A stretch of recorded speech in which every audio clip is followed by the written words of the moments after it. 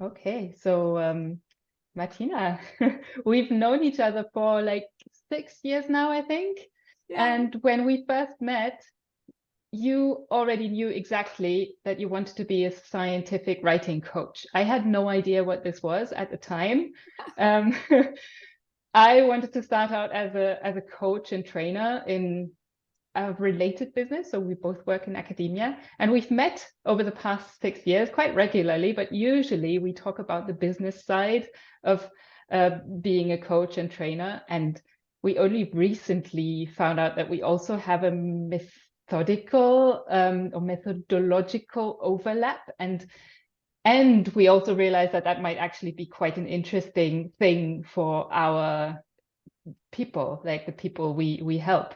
So you help people finish their PhD theses, write really good scientific papers. I help people, also PhDs, to figure out what they want to do after academia and how to bridge the gap. And yeah, so do you want to already tell people what is that overlap? What's the ingredient that we found? I can, yeah. So first, thank you, Oli, for this. This is a very cool thing that we are doing it. So yeah, we discovered recently that there is the aspect of peer support structure, peer feedback, peer support in general that is very helpful, especially at the transition phase between PhD and like moving on either within academia or outside. Yeah, that really, because this is the tough time, right? And then it's good to have some supporting structures, and your peers are here for Mm. you. So our supervisor is not available, trainers like us are also not always available, but your peers are there. So what can we do with them? Yeah, what can we do with them? And when you say peer structure, it sounds a little bit abstract. So if I was a PhD student and you told me, okay, you need to use your peers, what would you tell me? How does that peer structure work? So I'm actually on purpose saying it this general, because as I was thinking, like there are different kinds of peer structures and peer support. Different people prefer different things. They have different functions. So one thing is, in the context of scientific writing, the classical thing, peer feedback. Yeah, when you are writing your text, when you are finishing your thesis, it's really, really good if you don't need to struggle alone, in the sense that you are writing, you don't know, is this good or not? Ask someone, give them a page of your text and ask for feedback. Hey, I wonder whether this is readable, whether this is written correctly, whether you can Mm, follow, whether you think the different aspects, whether you think the language is nice, whether you think the sentences work. Yeah, so you mm, don't need to struggle alone, you can get feedback from your peers. So that's one thing, peer feedback on text. Another thing is really more like something we have a little bit in our little success support team, is really like accountability. Yeah, that you have other people who are following your journey. Yeah, that you have regular exchanges about how is it going, what are the troubles, what I mm, want to achieve. Yeah, that brings accountability, and that brings also motivation, inspiration, also the feeling you are not alone. I think the feeling is mm. that you are not alone is a big one. Yeah, so in the Yeah, PhD, absolutely. right, we feel Yeah. so lonely. We have all done, right, Uli, you have also your PhD, I have mine. That can be very lonely. Yes, it can be. And for some people, it's not a problem to do this on their own. It's I think accountability is a really good point, and it's kind of answering a question that I had before when you talked about the peer feedback. So I imagine for accountability, it just matters that you find somebody who you like and trust, and you have some kind of mutual commitment. But what about the peer feedback that's more on the writing Mhm. level? What if I, as a PhD student, think of my peers and can't think of anyone who writes better than me?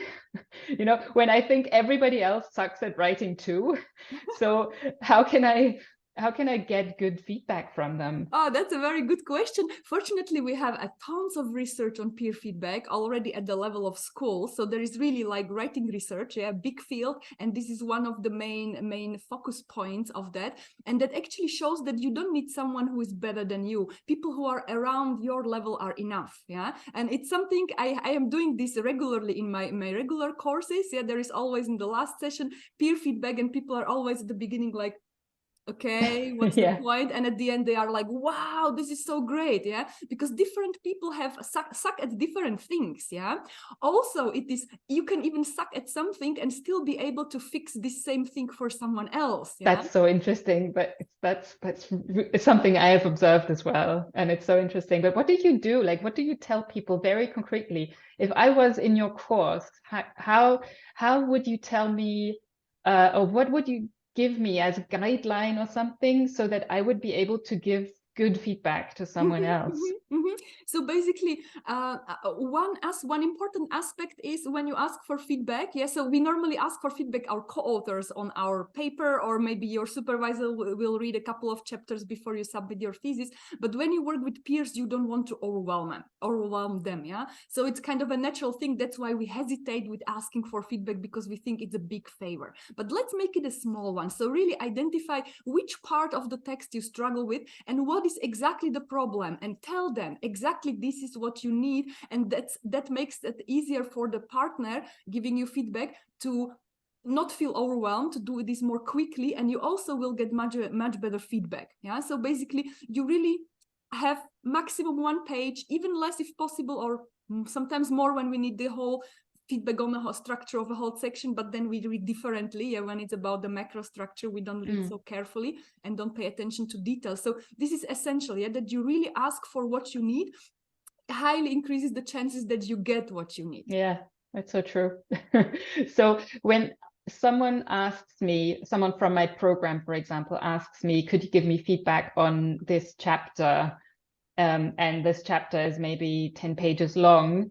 If I was the one asked, like if I was the feedback giver in that case, I would say, okay, that's 10 pages. And then I would probably have to ask back, what is it specifically that you want me to give you feedback on? Exactly. I have to do this all the time. So last week I was in Braunschweig at the Technical University, where we had this kind of writing laboratory, 4 days of people focusing on writing and having parallel discussions with me, also sending me text for feedback. And it's written in the instructions, you know, like where you can book a spot with me. Like, if you want text feedback, please send it by email, maximum 1 or 2 pages. And please specify what is the thing. And like more than half of the cases, I need to go back, like, okay, what is the trouble, what should I focus on? And they're like, oh, I did not think about that. Yeah, so I think that's really a key to getting successful feedback, but also for the peer structures in the more abstract or general term. I think the success increases with your kind of knowledge about what it is that you want and need. So when you ask someone for feedback, that's already great, because a lot of people don't. But it really helps if you know what exactly it is that you want to get feedback on. And the same for peer structures, I think, like the kind of accountability. When you ask someone, do you want to be my accountability partner? I think it really helps to have that accountability, because then you already know that's the purpose of why you are partnering up. So the person knows exactly what it is that you want them to do. And the cool thing is also kind of engaging into this helps you to clarify. Maybe at the beginning, you don't know what you need. You feel like, okay, this is not working, I need something. But ideally, you know, like within this feedback, now your partner will get back to you, but what should I focus on? And then you think about it. Or in this supporting structure, in this accountability structure. So what is your goal? Yeah, what are we following here? Yeah, what are you working towards? Or what are the habits you want to establish? Yeah, so the structure kind of helps you to clarify this for you also. Yeah, absolutely. So it's really always, I think it's always in interaction, in dialogue, that we manage to clarify our goals or manage to figure out what it is that we really need. And then it's a kind of back and forth, it's giving and receiving. I think that's one of the things I love so much about this concept, that it's really kind of taking everything into account, like seeing, okay, I'm not alone, I'm part of a wider network of people, and we're all here for each other if we want to. So I'm curious, I mean, you've worked with hundreds of PhD students, and I guess you get lots of feedback from them as well. Do you remember something that was particularly I don't know, delightful for you, where you thought that's such a great success, like such a great outcome of this peer feedback? Do you remember something? Of the peer feedback in particular, I mean, they feel less hopeless, you know, they are like this, what I like most when the feedback I get at the end, like, oh, now I feel like this is impossible and that I can really do it and I know how to do it, yeah, because I really make sure that also for the accountability, we have this in my basic workshop covering everything, there is a kind of a small part on writing productivity, and I ask people to think about, okay, what would be a tiny routine or a habit you could tweak or include that would make your writing easier, and then exchange in pairs, and if you want, talk to each other about sticking together as accountability partners. So I really invite this, yeah, not everyone is taking it. Maybe briefly we can also discuss what one can do if, okay, this is really not my thing, I really like to do it on my own, but most people really like it. Some people already tell me, so I actually have this, yeah. Last week there were a couple of people who said like, yeah, I have this friend and every morning we write to each other what we are going to work on today, you know, and then at the end we have a quick exchange. And if you do this with a friend, you have an established structure. It doesn't matter that they are not in academia, no, it doesn't really matter for this kind of accountability. But yeah, I invited in the course, and the same thing with the feedback, we try it out, and then I also give them tips like how can you bring this back to your institute, yeah, because for feedback it's helpful when the people have a similar background or similar, you know, they know those things, because they will not be overwhelmed with the technicalities of your text. So I really invite them, and I always also invite them to get back to me if you want to establish such a structure and you need some advice, yeah. But for example, the group from last week, I really love this, because I'm doing that for a couple of years there in Braunschweig. Twice per year I am there for 4 days, and some of the people are coming almost every time, and they already have their own group, yeah, they are meeting. So basically they are from the same research group, huge group, so quite some people who are getting together. They have every Tuesday they have a booked room, and they are following exactly the same schedule for the writing session.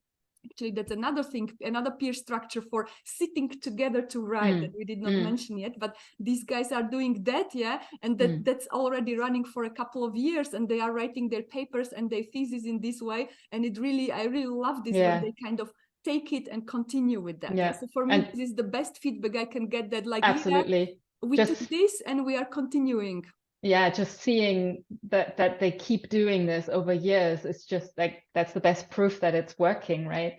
Yeah. And last time I walked, so we were at the so we are in different rooms what the university books, and last time I walked into this one room where they are actually meeting every Tuesday, and I saw the schedule, you know, with the Pomodoro breaks and with the bigger breaks, exactly as we are doing. They are doing 1 hour more, which I think like, whew, from 8 to 5, that's heavy. But that's basically all written there, and it was just lovely to see that. Yeah. Oh, that's really cool. And now you also mentioned that some people just prefer to do it on their own. Do you have tips for them? Basically, you can totally see, okay, what people do in pairs or with peers, and you can do it on your own. So for accountability, you can have a habit tracker or some kind of, you know, there are elaborate apps for tracking, am I doing what I should be doing every day? But you can also simply, you know, if you have a calendar on the wall, for every day you have, let's say your goal is to write for 2 hours on your thesis, and for every day you do it, you put a big tick. And if I actually have something like that. You have to show us. I've got something like that. Let me show you. Yes. So I've got something like that. It's just a table. It's very simple to help me track my kind of marketing actions, because I realize I really don't like to do it. Yeah. And but it's actually fun, because it's a bit like a fitness tracker, like to do your like workouts, or it's like a game, and it's kind of fun to fill out the thing and to see at the end of the week, have I done what I wanted to do? And it does work. So I have a pro tip for you, because I mean, at the moment I'm not doing it, but I was doing this for years, that I had kind of, for every day I had like several kinds of habits I was tracking, also personal, you know, health related, but also related to work. And I had like 15 of them. And the idea was not to do everything every day, but do as much as possible. And every evening when I went through and was ticking off, at some point, it was actually also a tip I got from some students. It's so cool when you get something also back. count them, how many ticks you have per day, the number, and then I was making weekly averages, and my goal was to keep the average growing, you know. So this kind of gives you the, it's a bit Cool. nerdy maybe, but it's like I love allows it. for, not every day is the same, not every day I can do my best, but on average it should be something. And this number tracking, this is so like, you know, I love this. It's kind of satisfying, right? Yeah, I saw it as a meme, like if Sisyphus, you know, Sisyphus pushing the sure. thing I up studied the hill. ancient Greek. if he would get, for every time he almost was up, he would get a point, and after 10 points he would get a colorful sticker. He would be very happy with his life. This is how we humans work. So this is one thing a solo structure could look like. You are tracking something, and you decide what you track. One thing with writing, what I also like to track myself, is when I start writing a document, especially when I don't feel like, I am tracking the cumulative number of words this document has. Yeah, so today I write 500, tomorrow another 500, so I put down, now I have 1,000, and then I plot it, you know. I make a simple Excel table with an automatic plot, and I see how this thing is and it's not linear, no, some days are better, but I just want to see it increasing. Yeah. And then you need to stop at the moment when you start revising, because then the number of words can shrink. But what you can track then is maybe number of hours you put in. So that's also something. You write it down. How many hours have you worked? The moment you make it quantitative, you will feel like you are in a computer game and you want to make the number bigger. So it kind of keeps going.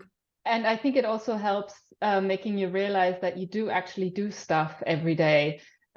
Because I think a lot of the time, especially in the PhD writing phase, when you write your thesis, you do the same stuff over and over again, and you don't see the end of it. And then by the end of the day, I think a lot of people feel like, I haven't really done anything. I haven't really progressed in any way. And doing this kind of tracking can really counteract this tendency. Really help. Another thing that helps with that is simply at the end of the day, for 10 minutes, write down what you have done today. You know, brainstorm also what are the next steps, what can you go from there. That really shows you, even if you struggle, even if you are not making progress, you see you are working, and it helps you also to write it down, helps you figure out what are the next steps. Yeah, totally. So I think what I'm taking from our conversation is that I think the most successful thing is to combine these two, like the peer support that you can get to find a format that really suits your specific needs and perhaps personality, but also combine it with like individual